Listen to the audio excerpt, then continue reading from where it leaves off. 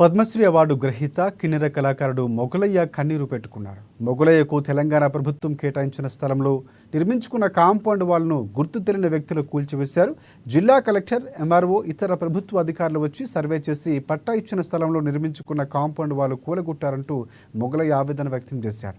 ఘటనపై ప్రభుత్వం స్పందించాలని మొగలయ్య కోరారు. అధికారులు చర్యలు తీసుకుని తనకు న్యాయం చేయాలని కోరారు.